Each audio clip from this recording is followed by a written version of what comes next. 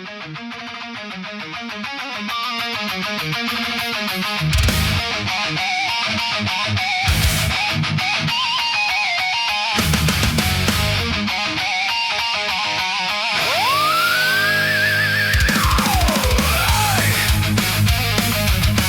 ีวิตหนูโดนเพลงจับไป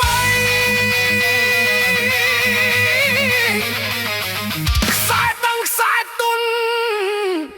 บรรลือตามเวียสนา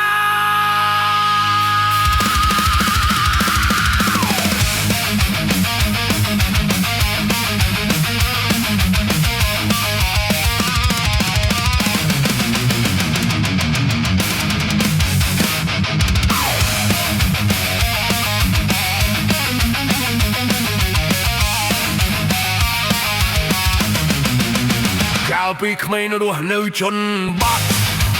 ស្រែស្រារស្រួលបេះដូងស្រស់ស្អាតព្រឹកទៅសាលាល្ងាចជួយមាតាជីវិតក្រីក្រតែចិត្តមិនធ្លាក់ម្ដាយប្រាប់ថាកូនអើយស្ដាប់ណាកុំភ្លេចការសិក្សាជាទ្រព្យអនាគត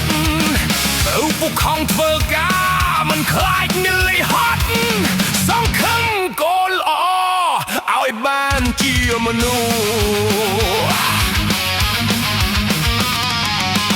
ពេលវេលាឆ្លងកាត់ដោយខ្យល់យូរវ័យមកដល់បេះដូងចាប់ផ្ដើមយល់ស្គាល់ស្នេហ៍ដំបូងក្តីស្រមៃខ្ពស់តែផ្លូវជីវិតមិនតែងតែស្រួលមិត្តភក្តិខ្លះល្អខ្លះនាំផ្លូវខុសបើគ្មានគំនិតអាចធ្លាក់ក្នុងអំពើសូរ៉ានឹងបែងបំផ្លាញអនាគតបំភ្លេចគុណមេត្តាបិតាខូចជីវិតតែដោយភ្លេងចោលពេក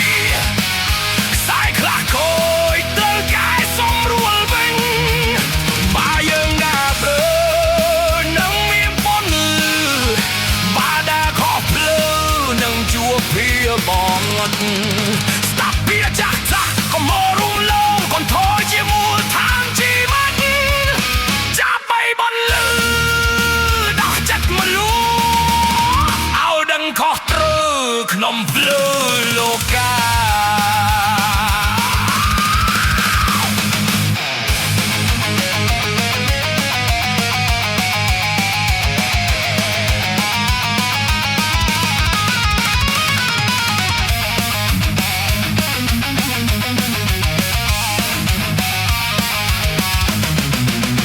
កាលពីក្មេងរស់នៅជនបទ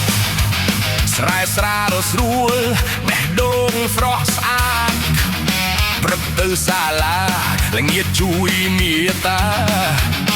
ជីវិតក្រីក្រតែចិត្តមិនធ្លាក់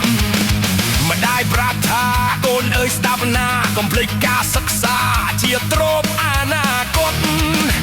ឪពុកខំធ្វើការមិនខ្លាចនឿយហត់សង្ឃឹមកូនល្អ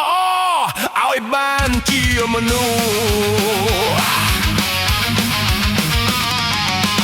ពេលវេលាឆ្លងកាត់ដោយខ្យល់យូរវ័យមកដល់បេះដូងចាប់ផ្ដើមយល់ស្គាល់ស្នេហ៍ដំបូងក្តីស្រមៃខ្ពស់តែផ្លូវជីវិតមិនតែងតែស្រួលមិត្តភក្តិខ្លះល្អខ្លះនាំផ្លូវខុសបើគ្មានគំនិតអាចធ្លាក់ក្នុងអំពើសូរ៉ានឹងបែងបំផ្លាញអនាគតបំភ្លេចគុណមេត្តាបិតាខូចជីវិតតែដោយភ្លេងចោលពេកខ្សែខ្លះខូចត្រូវកែសម្រួលវិញបើយើងដើរព្រឺនឹងមានបុណ្យបើដើរខុសផ្លូវនឹងជួបភៀបងស្ដាប់ពីចាស់ចាស់កុំរំលងកូនថយជាមូលដ្ឋានជីវិតចាប់បីបន្លឺដោះចិត្តមនុស្សឲ្យដឹងខុសត្រូវក្នុងភ្លឺលោកា